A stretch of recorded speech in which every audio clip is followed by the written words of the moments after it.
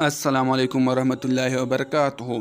ناظرین، امید کرتا ہوں کہ سب ناظرین خیریت سے ہوں گے، اور جو خیریت سے نہیں ہے تو اللہ تعالیٰ سے ان کے لیے خیریت کا دعا گو ہو تاکہ ان کو خیریت نصیب ہو سکے۔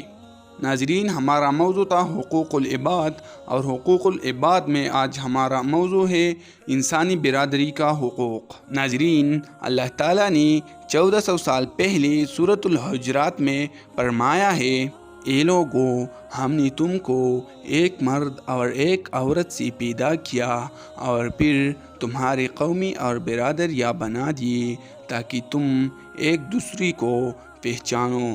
در حقیقت اللہ کی نزدیک تم میں سب سے زیادہ عزت والا وہ ہے جو تمہارے اندر سب سے زیادہ پرہیزگار ہے۔ یقیناً اللہ سب کچھ جاننے والا اور باخبر ہے۔ ناظرین، اس آیات کے ذریعے قرآن نسل، قومیت، رنگ اور زبان کی بنیاد پر برتری کی تمام جھوٹی معیار کو رد کرتا ہے اور حسن سلوک کو خالق کائنات کی نظر میں برتری کا واحد نشان بنا دیتا ہے۔ قرآنی تعلیمات کا نچوڑ سوائے انسانی حقوق اور وقار کو برقرار رکھنے کی اور کچھ نہیں ہے، اور ان کے حصول کے لیے بہت سے واضح احکام و ہدایت موجود ہے۔ حیرت انگیز پہلو جیسے مسلم دنیا سے باہر کی بہت سی مفکرین نے بھی محسوس کیا ہے، وہ یہ ہے کہ انسانی حقوق کے وہ شعبے جن کی نشاندہی جدید ترین اور غیر جانبدارہ حکمران اور فلسفی بھی نہیں کر سکے، قرآن نے ان کی طرف نشاندہی کی ہے۔ مثال کے طور پر عزت اور رازداری کے تحفظ کا حق۔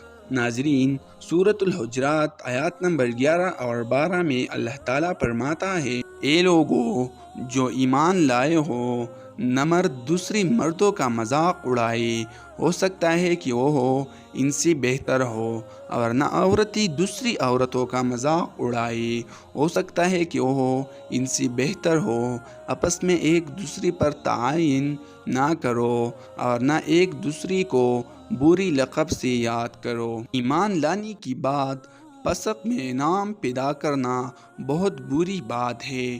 جو لوگ اس بات سے باز نہ آئے وہی ظالم ہے۔ اے لوگو جو ایمان لائے ہو، بہت گمان کرنے سے پرہیز کرو کہ بعض گمان گناہ ہوتی ہے۔ تجسس نہ کرو، اور تم میں سے کوئی کسی کی غیبت نہ کرے۔ کیا تمہارے اندر کوئی ایسا ہے جو اپنی مری ہوئی بائی کا گوشت کھانا پسند کرے گا؟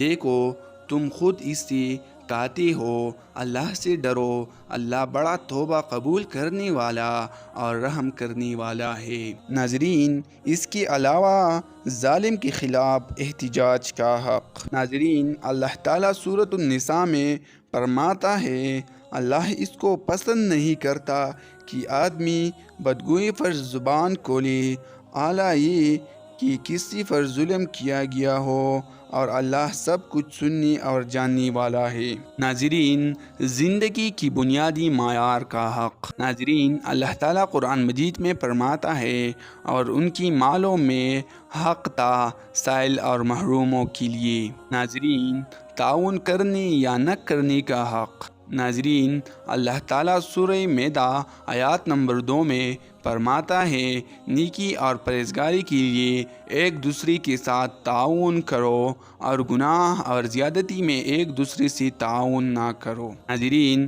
پیدائش کا حق۔ ناظرین، اللہ تعالیٰ سورۃ الانعام 151 آیات میں فرماتا ہے، اور اپنی اولاد کو مفلسی کے ڈر سے قتل نہ کرو، ہم تمہیں بھی رزق دیتے ہیں اور ان کو بھی دیں گے۔ ناظرین، ہم جانتے ہیں کہ نام نہاد، مذہب، معاشرے بھی صرف قومیت، رنگ یا نسل کی بنیاد پر پیدا ہونے کا حق سمجھتے ہیں، اور اسی وجہ سے ہم بعض لوگوں کی آبادی میں اضافے کے بارے میں خدشات سنتے ہیں۔ تو ناظرین، ہمیں چاہیے کہ اس سے باز آ جائے اور قرآن مجید کی اس مبارک آیاتوں پر عمل کرے۔ ناظرین، انسانی برادری کے بے شمار حقوق ہے، لیکن آج کے لیے یہ کافی ہے۔ نیکسٹ ویڈیو کے لیے ہمارا یوٹیوب چینل کو سبسکرائب کریں، ویڈیو کو لائک کریں اور دوستوں کے ساتھ شیئر کیجیے تاکہ وہ بھی انسانی برادری کی حقوق جان سکیں۔ اور ناظرین، اپنا رائے کمنٹ سیکشن میں ضرور دیجیے کہ نیکسٹ ویڈیو کس موضوع پر بنانا چاہیے۔ بہت بہت شکریہ۔ اللہ حافظ۔